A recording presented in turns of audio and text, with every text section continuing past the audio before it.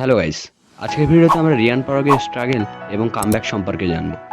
আজ থেকে 1 বছর আগে যে ছেলেটাকে নিয়ে নোংরা নোংরা মিমে ভরে থাকতো সোশ্যাল মিডিয়া এবং দর্শকরা গালাগালি করতো যে ছেলেটাকে নিয়ে, আজ সেই মানুষগুলোই বলছে কামব্যাক যদি হতে হয় রিয়ান পরাগের মতো হোক।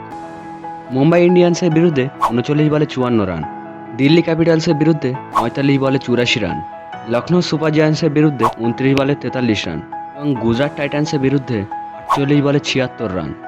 আপাতত এই সিজনে রিয়ান পরাগের দুর্দান্ত পারফরমেন্স এগুলি। এবার জানা যাক 1 বছর আগে কেন মানুষজন তাকে নিয়ে এত ঠাট্টা তামাশা করত। তার অবশ্য বেশ কিছু সঙ্গত কারণ রয়েছে। রিয়ান পরাগের বাবা পরাগ দাস, তিনি একসময় মহেন্দ্র সিং ধোনির সাথে ক্রিকেট খেলতেন। তাই মাত্র 2.5 বছর বয়স থেকেই রিয়ান পরাগকে ক্রিকেটার হিসেবে তৈরি করতে শুরু করেন তার বাবা, এবং রিয়ান পরাগও তার বাবাকে নিরাশ করেননি। মাত্র 17 বছর বয়সে ইউথ টেস্টে জাতীয় দলে অভিষেক হয় রিয়ান পরাগের। ইংল্যান্ডের বিরুদ্ধে 2টো হাফ সেঞ্চুরি করেন রিয়ান। এরপর বেশ কিছু লিগে দুর্দান্ত পারফরমেন্স করেন রিয়ান। এতদূর পর্যন্ত সব ঠিক ছিল, কিন্তু রাজস্থান রয়্যালসের হয়ে আইপিএলে খেলতে পারার পর তার চরিত্রে পরিবর্তন আসে।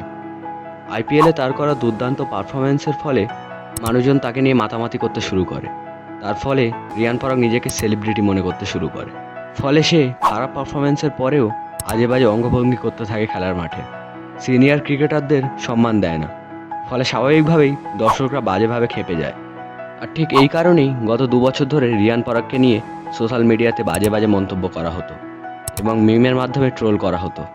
কিন্তু রিয়ান সম্পূর্ণভাবে নিজেকে পরিবর্তন করেন এবং এবার সিজনে যেন এক অন্য রিয়ান ফিরে আসে। এখন রিয়ান চুপচাপ ব্যাট হাতে খেলা করছেন, কোনো আজে বাজে অঙ্গভঙ্গি করছেন না এবং নিজের আইডল বিরাট কোহলির মতো ব্যাটিং দক্ষতাকে কাজে লাগিয়ে ছাড়খাড় করে দিচ্ছেন প্রতিপক্ষকে। রিয়ান যদি এভাবেই খেলা করতে থাকে তাহলে হয়তো ভবিষ্যতে আমরা আসাম থেকে এক নতুন সুপারস্টার দেখতে পাবো। এ বিষয়ে আপনাদের কি মতামত আমাদেরকে জানাবেন।